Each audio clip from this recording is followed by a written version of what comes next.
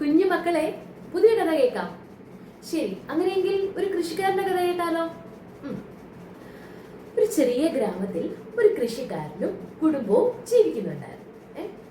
പെട്ടെന്നൊരു ദിവസം എന്ത് സംഭവിച്ചു എന്നറിയാവോ? വലിയ മഴ വന്നു. ഒരുപാട് മഴ വരുമ്പോ എന്താ സംഭവിക്കുന്നേ? വെള്ളം പൊങ്ങുമല്ലേ? വെള്ളം ഇങ്ങനെ കേറി കേറി കേറി വന്നു. എന്തു പറ്റി? ഈ പാവം കൃഷിക്കാരന്റെ കൃഷി ചെയ്യുന്ന സ്ഥലമെല്ലാം വെള്ളമായി. അങ്ങനെ കൃഷിയെല്ലാം നശിച്ചു. കൃഷിക്കാരൻ ഭയങ്കര സങ്കടമായി. കൃഷിക്കാരൻ കരയുവാണ്.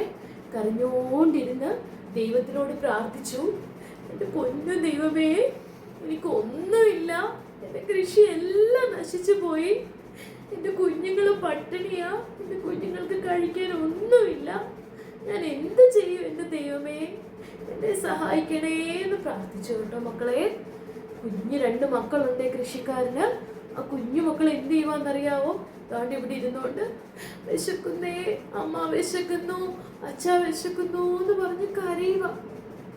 ഇതൊക്കെ കണ്ടപ്പം ആർക്ക് സങ്കടമായി എന്നറിയോ? നമ്മുടെ ദൈവത്തിന് സങ്കടമായി. ദൈവം എന്ത് ചെയ്തെന്നറിയാമോ? ഈ കൃഷിക്കാരന് പ്രത്യക്ഷപ്പെട്ടു.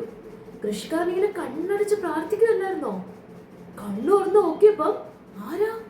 മുന്നില് ദൈവം. കൃഷിക്കാരൻ എന്തോ പറയണ്ടെന്ന് അറിയത്തില്ല, അത്ഭുതപ്പെട്ടു പോയേ. എന്നിട്ട് ദൈവം പറഞ്ഞു, നീ സങ്കടപ്പെടണ്ട, ഒന്നുകൊണ്ടും വിഷമിക്കണ്ട, നിന്നെ ഞാൻ സഹായിക്കാം. ദാ, ഇതൊരു മാജിക് ഗിഫ്റ്റ് ആണ്. ഈ ഗിഫ്റ്റിനോട് നീ എന്ത് ചോദിച്ചാലും അത് നിനക്ക് തരും. പക്ഷെ ഒരു കാര്യമുണ്ട്, നീ ഇതൊരിക്കലും തുറക്കാൻ പാടില്ല.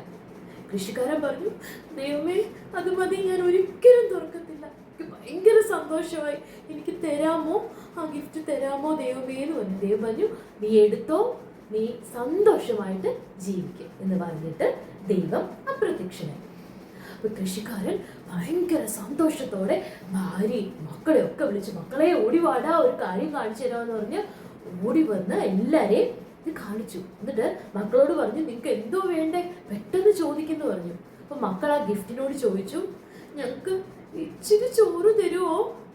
പെട്ടെന്ന് നോക്കുമ്പം ഒരു പാത്രം നിറയെ ചോറും കറി. അവർക്ക് ഭയങ്കര അത്ഭുതമായി. പെട്ടെന്ന് കൃഷിക്കാരൻ ചോദിച്ചു, എനിക്ക് കുറച്ച് പൈസ തരുമോ? നോക്കുമ്പോ താണ്ടടാ, മുന്നിൽ എന്താ? പൈസ.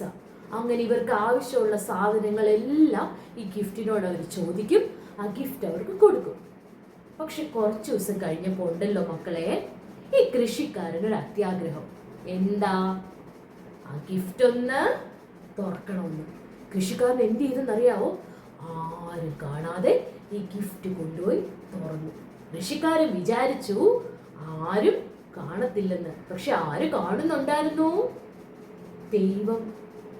ദൈവം പെട്ടെന്ന് പ്രത്യക്ഷപ്പെട്ടു. ദൈവം ഭയങ്കര ദേഷ്യത്തിലായിരുന്നു. ദൈവം ചോദിച്ചു, നിന്നോടല്ലേടാ ഞാൻ പറഞ്ഞത് ഇത് തുറക്കരുതെന്ന്, എന്നിട്ട് നീ തുറന്നല്ലേ? കൃഷിക്കാരൻ പെട്ടെന്ന് പേടിച്ചു പോയേ. പേടിച്ചിട്ട് കൃഷിക്കാരൻ പറഞ്ഞു, ദൈവമേ, ദൈവമേ, ദൈവമേ, എന്നോട് ക്ഷമിക്കണേ, എനിക്ക് അബദ്ധം പറ്റിയതാ, ക്ഷമിക്കണേ എന്ന് പറഞ്ഞു.